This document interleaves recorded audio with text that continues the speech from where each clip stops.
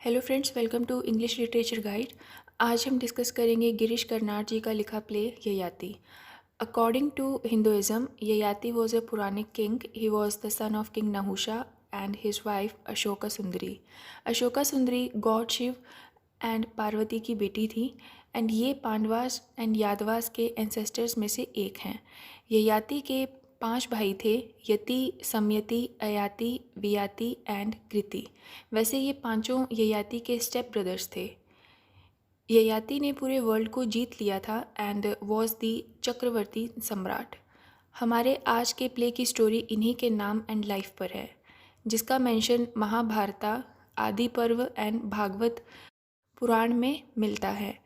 The story of Yayati appears in the 19th chapter of book 9 of the Bhagavata Purana. ये play भी इसी से inspired है, लेकिन कर्नाड जी ने प्ले लिखते टाइम एक्चुअल स्टोरी में कुछ चेंजेस करके प्ले को और भी इंटरेस्टिंग बना दिया, क्योंकि एक्चुअल स्टोरी बहुत ही सिंपल है, बट कर्नाड जी ने कैरेक्टर्स के नेचर में चेंज किया है, न्यू कैरेक्टर्स ऐड किए हैं एंड क्लाइमेक्स में थोड़ा ट्विस्ट ऐड कर दिया है.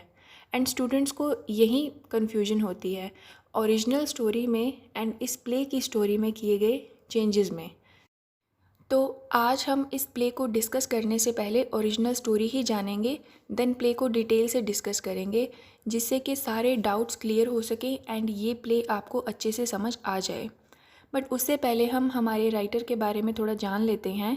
Girish Karnad actor, film director, Kannada writer and play right थे. इन्होंने साउथ इंडियन सिनेमा में बहुत अच्छा काम किया एंड हिंदी फिल्म्स में भी. इनके फेमस प्लेज में तुगलक एंड ताले डांडा हैं. Sorry for the pronunciation. Yayati 1961 में पब्लिश हुआ था एंड ये इनका फर्स्ट प्ले था.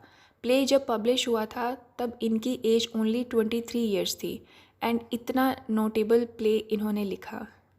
तो चलिए अब बात करते हैं ओरिजिनल स्टोरी लाइन की.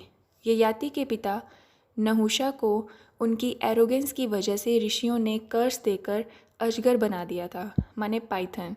ययाति के एल्डर ब्रदर यति को पहले राजा बनाया था, बट यति सब छोड़ के सन्यासी बन गए थे. देन ययाति राजा बने एंड ये इतने पावरफुल थे कि इन्होंने पूरा वर्ल्ड जीत लिया था. तो ये थी राजा ययाति की बात. नेक्स्ट जानते हैं देवयानी एंड शर्मिष्ठा के बारे में. देवयानी राक्षसों के गुरु शुक्राचार्य की बेटी थी एंड शर्मिष्ठा राक्षसों के राजा वृषपर्वा की बेटी थी. दोनों में अच्छी दोस्ती थी. कहानी में मोड़ तब आता है जब एक दिन ये दोनों जंगल के एक पुल में नहाने जाती हैं. नहाने के बाद गलती से शर्मिष्ठा देवयानी की साड़ी पहन लेती है. जब देवयानी ये देखती है तो वो शर्मिष्ठा को बहुत बुरी तरह से डांट देती है और कहती है कि उसकी हिम्मत कैसे पड़ गई एक राक्षसी होकर एक ब्राह्मण ऋषि की बेटी के कपड़े पहनने की. वो कहती है कि उसके पिता की वजह से ही, मतलब शुक्राचार्य की वजह से ही शर्मिष्ठा के फादर का किंगडम है, क्योंकि उसके पिता की काउंसलिंग के बिना तो वृषपर्वा कुछ भी नहीं कर सकते. एंड उसने भी देवयानी से दोस्ती करके उस पर एहसान किया है, क्योंकि वो एक ब्राह्मण ऋषि की बेटी है और शर्मिष्ठा राक्षसों के राजा की बेटी. उन दोनों का कोई मेल ही नहीं है, फिर भी उसने शर्मिष्ठा से दोस्ती की. ये सब सुनकर शर्मिष्ठा को गुस्सा आ जाता है और वो देवयानी को कुएं में धक्का दे देती है. कुछ देर बाद राजा ययाति उस जगह पर पानी की खोज में आते हैं एंड देवयानी को कुएं में देखकर उसका राइट हैंड मीन्स दायां हाथ पकड़कर उसे बाहर निकालते हैं. ये थी राजा ययाति और देवयानी की फर्स्ट मीटिंग. इसके बाद देवयानी अपने पिता शुक्राचार्य से शर्मिष्ठा की शिकायत करती है और बताती है कि शर्मिष्ठा ने उसे कुएं में धक्का देकर गिरा दिया, बट खुद ने क्या क्या किया, शर्मिष्ठा को क्या कहा, इसके बारे में कुछ भी नहीं कहती है. एंड वो कहती है कि वो शर्मिष्ठा को अपनी नौकरानी बनाएगी तभी उसे शांति मिलेगी. शुक्राचार्य राजा वृषपर्वा को देवयानी की ये शर्त बताते हैं और वृषपर्वा ये बात मान लेते हैं, क्योंकि उन्हें डर था कि अगर गुरु शुक्राचार्य नाराज़ हो गए तो उनकी काउंसलिंग के बिना राक्षस किंगडम खतरे में पड़ सकता है. शर्मिष्ठा भी किंगडम की सिक्योरिटी के लिए देवयानी की नौकरानी बनना एक्सेप्ट कर लेती है. कुछ दिन बाद देवयानी जंगल में घूमने जाती हैं and as a slave Sharmishtha भी उसी के साथ होती है। देवयानी एक बार फिर राजा ययाति से मिल जाती है जो हंटिंग के लिए जंगल आए थे। राजा ययाति शर्मिष्ठा की ब्यूटी से अट्रैक्ट होते हैं एंड देवयानी को उसके बारे में पूछते हैं। देवयानी भी समझ आती है कि राजा के मन में क्या चल रहा है, तो वो उन्हें थोड़ा सा डिस्ट्रैक्ट करने के लिए शर्मिष्ठा को अपनी नौकरानी कहकर इंट्रोड्यूस करवाती है।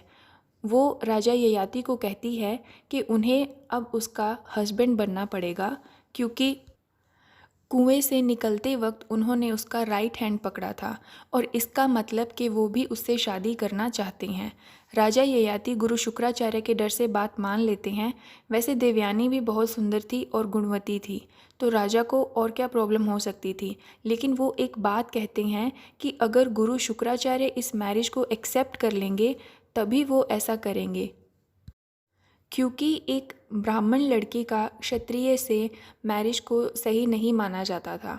अब सही गलत सोचने की फुर्सत कहाँ थी देवयानी को, उसे तो शर्मिष्ठा को नीचा दिखाना था किसी भी तरह।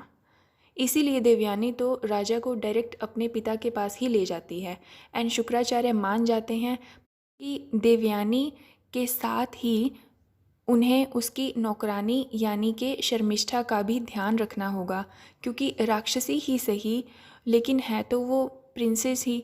साथ ही ये वार्निंग भी देते हैं कि इसके अलावा कोई और रिलेशनशिप शर्मिष्ठा एंड राजा के बीच नहीं होना चाहिए। अगर गलती से भी ऐसा हुआ तो राजा उनके एंगर से नहीं बच पाएंगे। अब ययाति की देवयानी से शादी हो जाती है और राजा देवयानी का खूब ख्याल रखते हैं। इसके कुछ टाइम बाद शर्मिष्ठा पर्पसली राजा ययाति को सिड्यूस करती है। राजा मना करते हैं, बट शर्मिष्ठा को तो सिर्फ देवयानी की खुशियों को ख़त्म करने से मतलब था, तो वो राजा को फोर्स करती है एंड इस तरह से मैनिपुलेट करती है कि राजा को उसकी बात माननी ही पड़ती है। एंड साथ ही उन्हें शर्मिष्ठा से सिंपैथी भी हो जाती है जब शर्मिष्ठा उन्हें आप बीती बताती है। यहाँ से दोनों का सीक्रेट रिलेशनशिप और बाद में दोनों सीक्रेटली शादी भी कर लेते हैं। In due course Devayani gives birth to 2 sons Yadu and Turvasu and Sharmishtha के 3 बेटे होते हैं, द्रुह्यु, अनु एंड पुरु। इवेंचुअली देवयानी को दोनों के अफेयर का पता लग जाता है एंड वो गुस्से में अपने फादर शुक्राचार्य को जाकर सब बता देती है।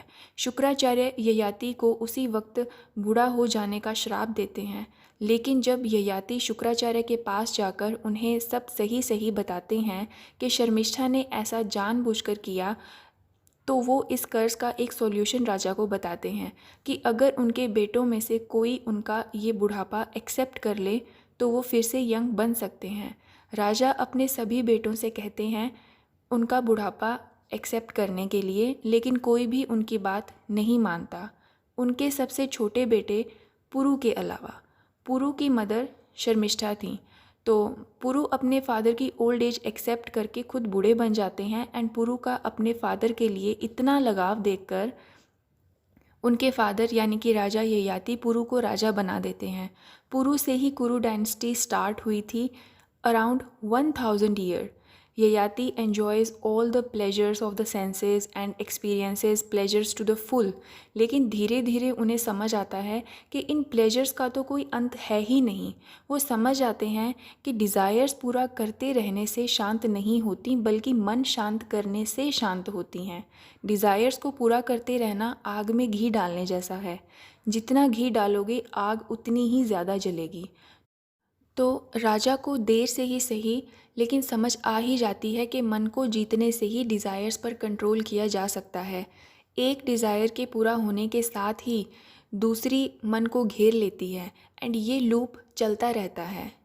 तो समझ आने के बाद ययाति पुरु को उसकी यूथ लौटा देते हैं एंड संन्यास ले लेते हैं और बाकी की लाइफ स्पिरिचुअल प्रैक्टिसेस में स्पेंड करते हैं।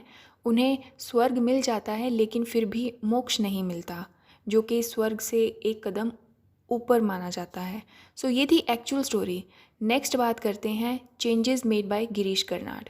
लेकिन मेरा सजेशन आपको ये है कि आप 1-1.5 मिनट वीडियो को पॉज करें और ये जो स्टोरी हमने डिस्कस की है उसे थोड़ा सा रिकॉल करें, उसके बाद आगे का वीडियो देखें, जिससे कि समझने में आसानी होगी।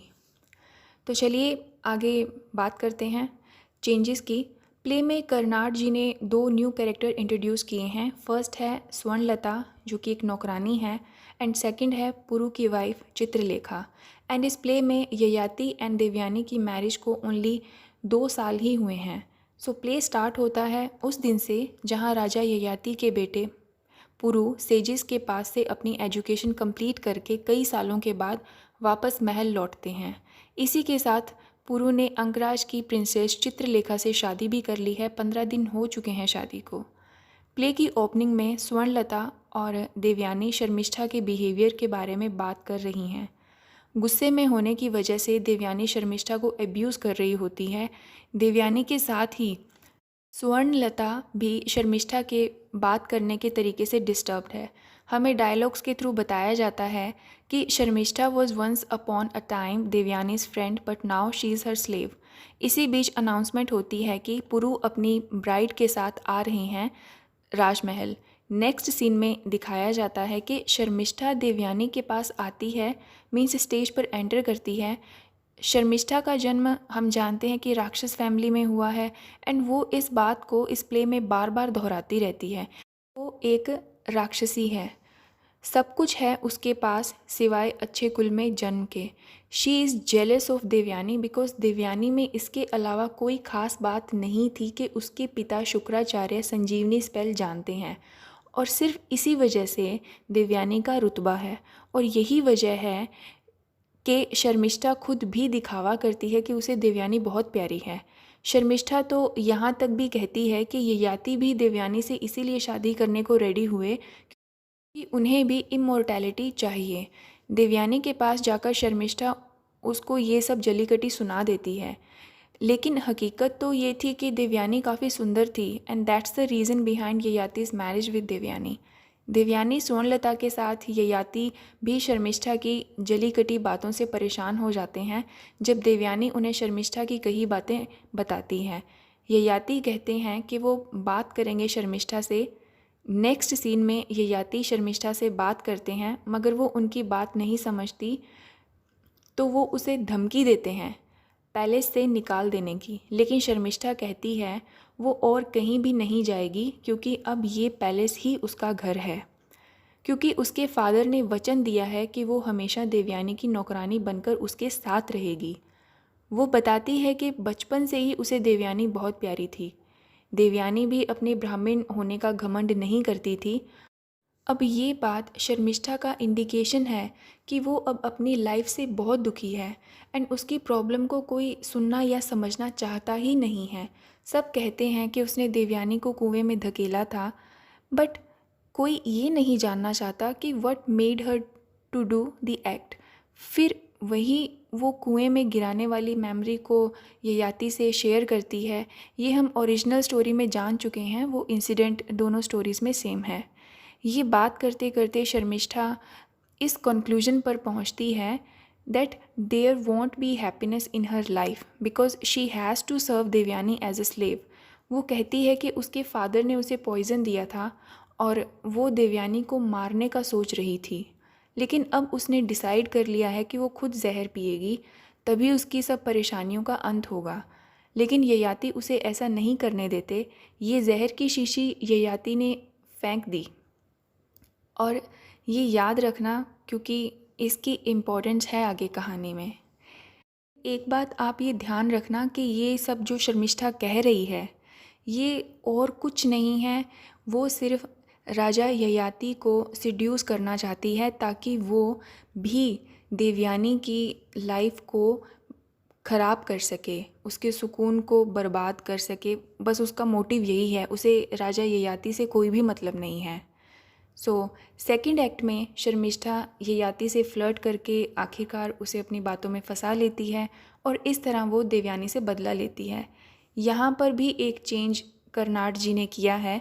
माइथोलॉजी में तो शर्मिष्ठा एंड ययाति की शादी हो चुकी थी, एंड द्रुह्यु, अनु एंड पुरु इनके बेटे थे। लेकिन इस प्ले में दिखाया गया है कि पुरु शर्मिष्ठा का नहीं बल्कि एक राक्षसी का बेटा है, एंड पुरु जब छोटा था तभी उसकी मदर उसे छोड़कर चली गई थी। ययाति शर्मिष्ठा का अफेयर स्टार्ट हो जाता है और जब देवयानी को इस बारे में पता लगता है तो वो बहुत गुस्सा करती हैं। वो ययाति को कहती हैं कि शर्मिष्ठा को पैलेस से निकाल दें, बट ययाति तो उसे अपनी क्वीन बनाने का डिसाइड कर चुके थे। फिर भी देवयानी कहती हैं कि वो शर्मिष्ठा को उसकी एनस्लेवमेंट से फ्री करती है और शर्मिष्ठा पैलेस से जा सकती है। लेकिन शर्मिष्ठा इन दोनों के सामने ही कन्फेस करती है कि yes, I got him into bed with me. That was my revenge on you. After all, as a slave, what weapon did I have but my body? और आज हिसाब बराबर हुआ देवयानी। तुमने मेरी लाइफ ख़राब की और बदले में मैंने तुम्हारी। मगर ययाति अभी भी शर्मिष्ठा से मैरिज की बात कर रहे थे। ययाति कहते हैं कि वो तो शर्मिष्ठा की बातों से ही हार गए हैं और ऐसा तो कभी उनके साथ नहीं हुआ था। वो तो उसके बिहेवियर के फ़ैन हो गए हैं काइंड ऑफ, एंड साथ ही उन्हें उससे सिंपैथी भी है जो भी उसके साथ हुआ। ये सुनकर देवयानी को और गुस्सा आता है एंड वो गुस्से में अपना मंगलसूत्र भी तोड़कर फेंक देती है और वो अपने फादर शुक्राचार्य के पास चली जाती है।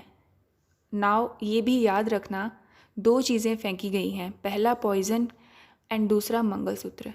देवयानी के जाते ही पुरु एंटर होते हैं एंड अपने फादर से मिलते हैं। काफ़ी टाइम बाद ये वापस आए थे, वो भी अपनी ब्राइड के साथ। वो अपनी मन की बातें अपने पिता ययाति से शेयर करते हैं और कहते हैं कि वो बहुत ही इन्फीरियर फील करते हैं उनके सामने और बाकी सब एंसेस्टर्स के सामने, क्योंकि उन सभी में स्पेशल एबिलिटीज़ थीं, बट वो तो ऐसे नहीं हैं। वो सिर्फ एक ऑर्डिनरी मैन है जिसे अपनी पहचान का ही नहीं पता। वो तो ये भी नहीं जानते कि उसकी माँ कैसी थी और कौन थी। वो बार बार राजा ययाति से अपनी मदर के बारे में पूछते हैं। ययाति उसे मना करते हैं बट फिर भी वो नहीं मानते। लास्ट में हार कर वो उसे बताना शुरू करते हैं उनकी मदर के बारे में और कहते हैं कि उनकी माँ बहुत ही जेंटल एंड ब्यूटीफुल लेडी थी जिसने उन्हें पुरु जैसा बेटा दिया और इसके बदले में राजा ने उसे अपनी रानी बनाया। लेकिन अचानक से वो बदल गई, चीखने चिल्लाने लगी सब पर, किसी को भी बिना वजह कुछ भी कह देती, सबको तंग कर लिया था उसने। वो पागलों जैसा बिहेव कर रही थी बट पागल नहीं थी और लास्ट में वो उन्हें छोड़कर चली गई। लेकिन अपने लास्ट डेज़ में वो बहुत बीमार रही, बहुत तड़पी। तब जाकर उसने राजा ययाति को अपनी असलियत के बारे में बताया कि वो एक राक्षसी है। उसने बताया कि ये उसका प्लान ही था कि वो इस पैलेस में सबका जीना मुश्किल करे, क्योंकि आर्यव्रत के लोगों ने उसका घर डिस्ट्रॉय कर दिया था। इस वजह से वो बदला ले रही थी। वो चाहती थी कि जो क्राउन प्रिंस बने उसमें राक्षस ब्लड हो और वो राक्षस ब्लड आर्यव्रत पर राज करे, यही उसका बदला है। तो इस तरह पुरु हाफ कास्ट हुए, आधे राक्षस एंड आधे आर्य। तो ये था कहानी में कर्नाड जी का किया मेजर चेंज कि पुरु एक राक्षसी के बेटे थे। नेक्स्ट सीन में शर्मिष्ठा ययाति को शुक्राचार्य के दिए श्राप के बारे में बताती है कि वो आज रात होने से पहले ही बूढ़े हो जाएंगे। ययाति इन सब के लिए शर्मिष्ठा को रिस्पॉन्सिबल ठहराते हैं। वो कहते हैं कि उन्हें ये बुढ़ापा नहीं चाहिए, बट शर्मिष्ठा बुढ़ापा एक्सेप्ट करने को कहती है एंड संन्यास लेने को भी कहती है। Yayati reacts, what are you talking about? If I have to know myself Sharmishtha, I have to be young, I must have my youth. Yayati अपना यूथ नहीं खोना चाहते और पुरु को शुक्राचार्य को मनाने के लिए भेजा जाता है। ओरिजिनल स्टोरी में ययाति खुद गए थे। थर्ड एक्ट में पुरु शुक्राचार्य से मिलकर वापस आता है एंड ययाति को बताता है कि ये कर्ज हट सकता है अगर कोई यंग मैन इसे खुद पर ले ले एंड अपना यूथ ययाति को ऑफ़र कर दे। तो ययाति को तो पक्का यकीन था कि ऐसा तो कोई ना कोई मिल ही जाएगा एंड पुरु कहते हैं कि ऐसा करने को कोई भी रेडी नहीं है। पुरु भी कहते हैं कि जैसा शर्मिष्ठा ने कहा है उन्हें वैसा ही करना चाहिए। लेकिन एट लास्ट वो ययाति से कहते हैं कि वो उनके लिए अपना यूथ सेक्रीफाइस करने को रेडी हैं। ययाति ये सुनकर गुस्से में आ जाते हैं। वो कहते हैं कि तुम अपनी रिस्पॉन्सिबिलिटी से भागने के लिए ऐसा कर रहे हो। तुम्हारे अंदर इन्फीरियॉरिटी कॉम्प्लेक्स है और मेरे श्राप को खुद पर लेकर उसे अपनी कमियों को छुपाने के लिए ढाल बनाना चाहते हो तुम। लेकिन पुरु ज़िद कर लेते हैं एंड वो ययाति को अपनी यूथ दे देते हैं। And act 4 opens with the acceptance of old age by Puru. Next scene में स्वर्णलता एंड चित्रलेखा, जो कि प्रिंस पुरु की वाइफ हैं, आपस में बात कर रही होती हैं। चित्रलेखा को देवयानी का टूटा हुआ मंगलसूत्र मिलता है। इसके बाद वो स्वर्णलता को अपने बारे में बताने को कहती हैं। तो स्वर्णलता कहती हैं कि उसका हस्बैंड उसे छोड़कर चला गया क्योंकि वो लाइफ से तंग आ चुका था। इसी बीच ड्रम्स की बजने की आवाज़ आती है एंड अनाउंसमेंट होती है कि राजकुमार पुरु आ रहे हैं। स्वर्णलता चित्रलेखा को बताती है कि पुरु ने अपने पिता ययाति को मिला श्राप खुद पर ले लिया है। इस पर चित्रलेखा कहती है कि उसे तो लगा था कि पुरु में कोई खास बात है ही नहीं, लेकिन पुरु तो खास काम करके वाकई खास बन गया है। पुरु के एंटर होते ही स्वर्णलता चली जाती है। नेक्स्ट सीन में जब चित्रलेखा पुरु का चेहरा देखती है तो चीख पड़ती है। चीख सुनकर ययाति भी वहीं आ जाते हैं एंड होश में आने के बाद चित्रलेखा को संभलने को कहते हैं। बट चित्रलेखा ययाति को ब्लेम करती है अपने ही बेटे की लाइफ ख़राब करने के लिए। वो ययाति से कहती है कि उसे यहाँ 2 चीज़ें मिली हैं, एक जहर एंड दूसरा मंगलसूत्र। ययाति कहते हैं कि वो उसकी इस सिचुएशन में हेल्प करेंगे। अब चित्रलेखा गुस्से में ऐसा सुनाती है राजा ययाति को कि उसी वक्त राजा ययाति की सोच बदल जाती है। वो कहती है कि या तो वो अपने बेटे की यूथ उसे वापस कर दें या फिर इस यूथ के कारण उनके बेटे का जो रिश्ता बना है उसे भी एक्सेप्ट कर लें। मीन्स वो राजा ययाति को खुद के लिए एक्सेप्ट करने को कह रही है। ययाति ये सब सुन नहीं पाते एंड चित्रलेखा को बीस्ट कहते हैं। तो चित्रलेखा कहती है कि ना ही तो वो उसे उसका हस्बैंड दे रही हैं एंड ना ही उसका लॉजिक एक्सेप्ट कर रहे हैं। तो अब उसके सामने एक ही रास्ता है और वो है जहर पीने का, एंड वो जहर पी जाती है। ये वही जहर है जो शर्मिष्ठा अपने साथ लाई थी एंड ययाति ने उसे फेंक दिया था, बट अब वो चित्रलेखा को मिल गया था। स्वर्णलता एंड शर्मिष्ठा भागती हैं चित्रलेखा की तरफ, मगर चित्रलेखा वहीं मर जाती है। शर्मिष्ठा भी ययाति को ये बोलकर विदा लेती है कि उसके ब्राइट फ्यूचर का स्टार्ट एक वुमन के सुसाइड से हुआ है। ययाति की सोच बदल जाती है and at last he accepts his old age by embracing Puru. Puru once again becomes young, but उसने अपनी नई नवेली दुल्हन को खो दिया था एंड इसी के साथ ये प्ले ख़त्म होता है। तो आई होप ययाति प्ले आपको अच्छे से समझ आ गया होगा। थोड़ा डीप में जाना ज़रूरी था कन्फ्यूजन ख़त्म करने के लिए, इसीलिए पहले मैंने माइथोलॉजी को एक्सप्लेन किया एंड देन प्ले को, जिससे आप एक्चुअल स्टोरी एंड प्ले में किए गए चेंजेस को अच्छे से समझ सकें। तो आज के लिए इतना ही। Thank you very much and have a great day.